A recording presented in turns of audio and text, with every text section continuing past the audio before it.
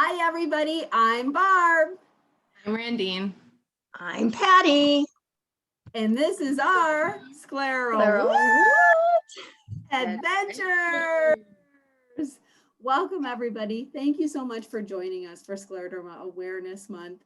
We are so happy and privileged to be able to bring you scleroderma stories every single day. And these are stories from people that live with scleroderma every single day. And so what an honor it is for us. Randine and I just are so humbled to be able to bring those to you directly right here on Facebook. And so today we are joined by Patti. Thank you so much for joining us. And I just actually noticed, look at, we're all in red.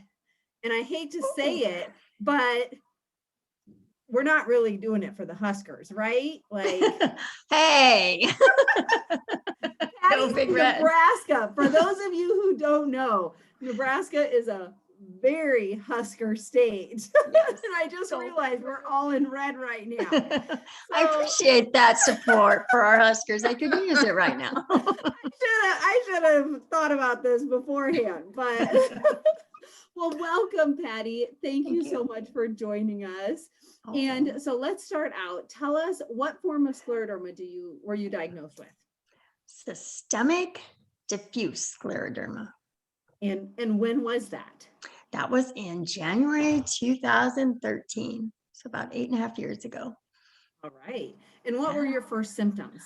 My symptoms were I was having the fingers, terrible time that winter, turning almost black, and they'd be so cold and they hurt. And so I went to the urgent care, and thankfully, and this was after a while, but thankfully that PA there she noticed, which I knew I had, but I had a patch of really hard skin on my, up here on my upper arm.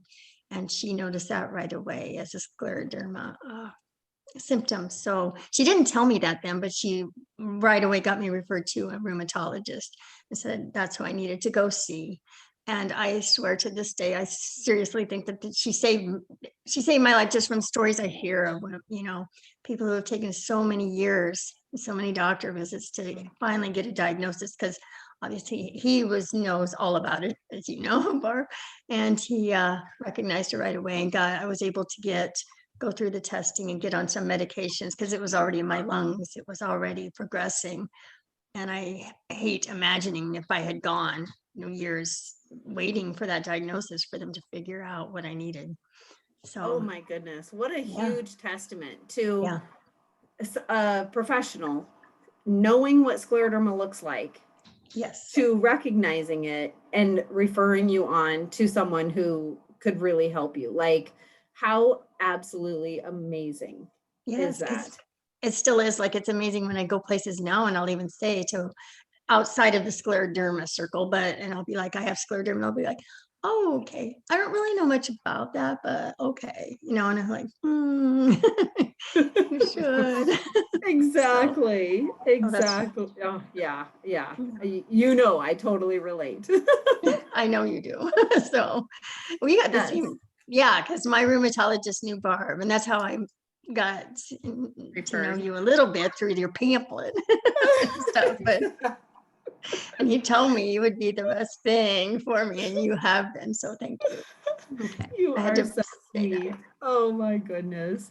Well, tell us, Patti, what is one thing that you would tell your pre-diagnosis? Now, I did get to watch some of your other videos, so I thought about this, and like I said, I do this with humor, I think. So if I could tell my pre-diagnosis self something, it would be, don't waste the money on the collagen age, reducers or whatever, because, you're not going to get wrinkles. Don't worry about it. You got plenty of collagen, too much. And wear the red lipstick while you can, because you ain't going to have those lips forever. It is definitely something I miss so much. And, I've told my daughters, you better paint those lips on me because I don't have any. Make them big. Yes. So I mean, but but in all seriousness, I would just say, you're Yeah. one baby step at a time. You're stronger than you think. It's going to be okay. Absolutely. Well, Yeah, tell us, what is one blessing that scleroderma has brought to your life? absolutely. It has brought me to the moments, to appreciating the moments, every moment, and making the most. I actually, like I said, it's in my lungs. And so I had a hard time with that at first. It was progressing quite rapidly, and that really scared me. And I started looking into the pulmonary fibrosis, and I saw that one of the ladies had got this "Make Every Breath Count" tattoo. I went and got it the next day because I needed to remember that. And so just every day. And if it's not scleroderma, it's going to be something else. It doesn't matter. We all only got so many days. Make every one of them count the best you can on days when I feel like crappy, like yesterday when I couldn't get out of bed because of this stomach thing going on with this scleroderma. I hate wasting them, but you make the good days all that much better and realize if you're having a good day, make the most of it. So I think that's my greatest blessing. Yeah. Yeah. And tell us, what does Scleroderma Awareness Month mean to you?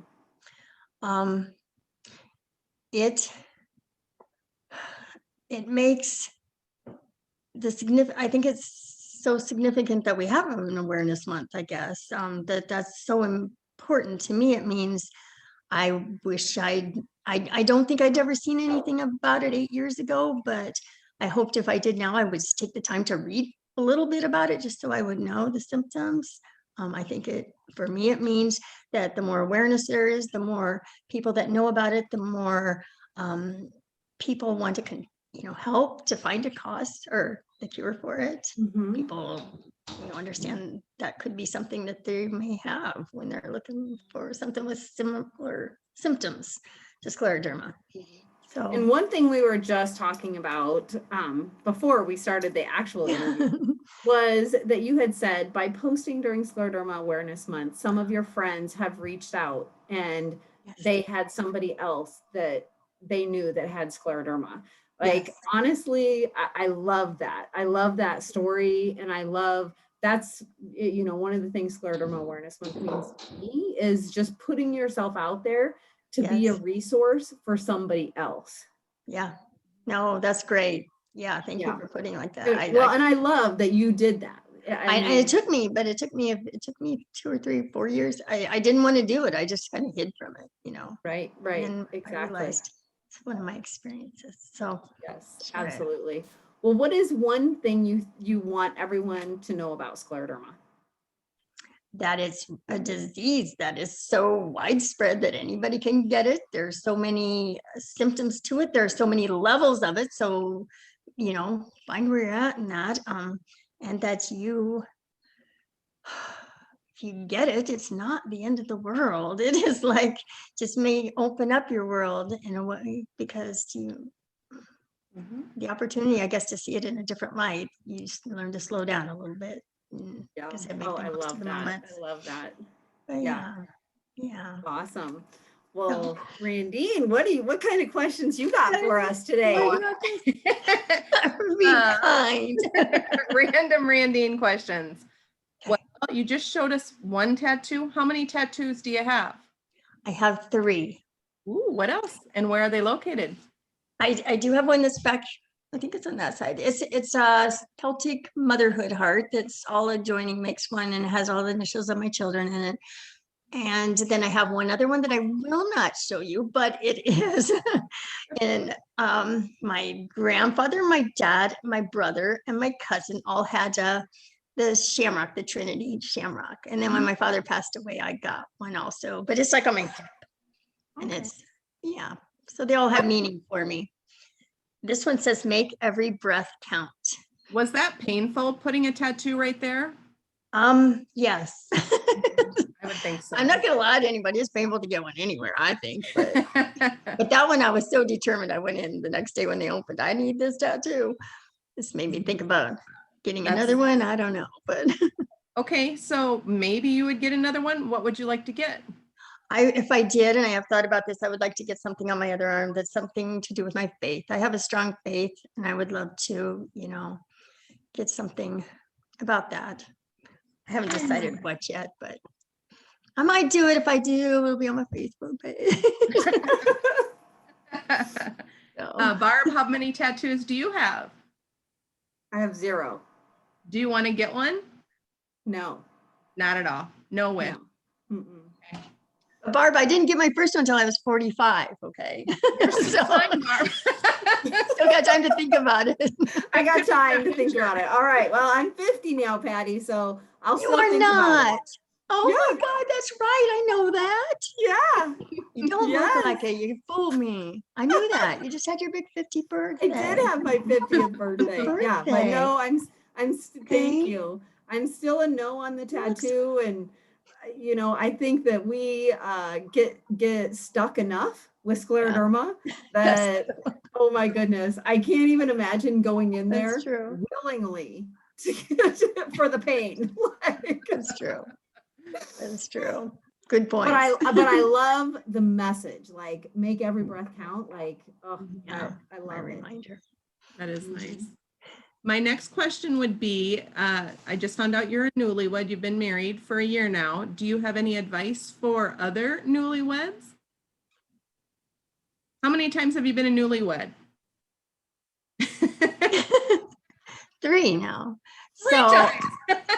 Third time's a this time, yes, it is, and it's a repeat. But I would definitely say grace. Come into your marriage with a lot of grace and a lot of forgiveness and a lot of realizing that you're not perfect either. And you know, there's things I think that tick you off a little bit or might be annoying or something about the other, but I'm able now to look back at and look at myself and go, you know what, there's a lot of things about me that are totally got annoyed crap out of him too. So, you know, he's willing to overlook those. I overlook them, and at the end, he's my best friend, and I can't imagine, you know, not having him here. So yeah, just bringing a lot of grace to the marriage. That's awesome.